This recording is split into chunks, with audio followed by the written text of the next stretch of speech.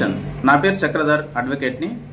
నేను ఈ సంవత్సరం జూలై నెలలో నెల్లూరు జిల్లా కలెక్టర్ గారిపై ఒక కంప్లైంట్ని సెక్రటేరియట్లో ఐటీ మినిస్టర్ గారి డిపార్ట్మెంట్లో డైరెక్ట్గా ఇవ్వడం జరిగింది.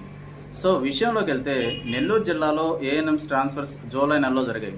అప్పుడు జరిగినప్పుడు మాకు అన్యాయం జరిగింది ట్రాన్స్ఫర్ల విషయంలో అని కొంతమంది ఏఎన్ఎంస్ నన్ను సంప్రదించడం జరిగింది. సో నేను పరిశీలించినప్పుడు ఒక తప్పిదం అనేది దొర్లింది. సో ఆ తప్పిదాన్ని కలెక్టర్ గారి దృష్టికి తీసుకెళ్దామని నేను ప్రయత్నించినప్పుడు కలెక్టర్ గారు సానుకూలంగా స్పందించకపోగా నన్ను అడ్వకేట్ అని చూడకుండా అందరి ముందు అవమానకరంగా మాట్లాడడం జరిగింది. సో ఆయన జిల్లా కలెక్టర్ కాబట్టి ఆయన్ని ఎదిరించి మాట్లాడడం కరెక్ట్ కాదు కాబట్టి నేను పక్క రోజు సెక్రటేరియట్కి వెళ్ళి కంప్లైంట్ ఇవ్వడం జరిగింది.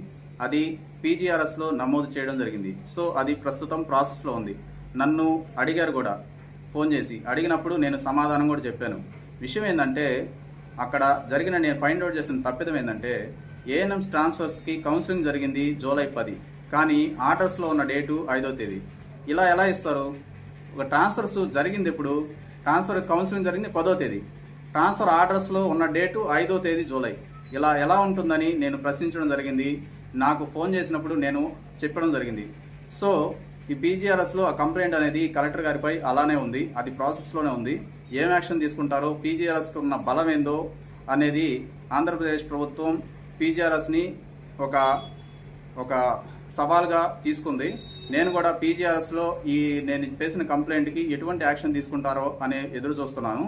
సో మీకు కూడా ఏమైనా అన్యాయం జరిగినప్పుడు భయపడకుండా, ఏమి ఆలోచించకుండా, ఎంత పెద్ద అధికారినైనా తప్పు చేసినప్పుడు మనం ప్రశ్నించడం, మనం కంప్లైంట్ చేయడం అనేది మన బాధ్యత. సో నేను ఈ విషయం ఎందుకు చెప్తున్నానంటే, మీకు ఎప్పుడైనా ఏ ప్రభుత్వ అధికారైనా అవమానకరంగా మాట్లాడడం అనేది కరెక్ట్ కాదు. ఎందుకంటే వాళ్ళు ఈ రోజు ఉంటారు, రేపు పోతారు.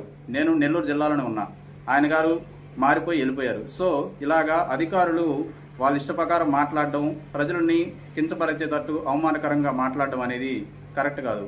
మీకు ఇటువంటివి ఎదురైతే మీరు కంప్లైంట్లు పెట్టండి. కంప్లైంట్ పెట్టినా కానీ యాక్షన్ తీసుకోకపోతే కోర్టుల్లో కేసులు వేసి న్యాయం కోసం పోరాడండి. Thank you for watching.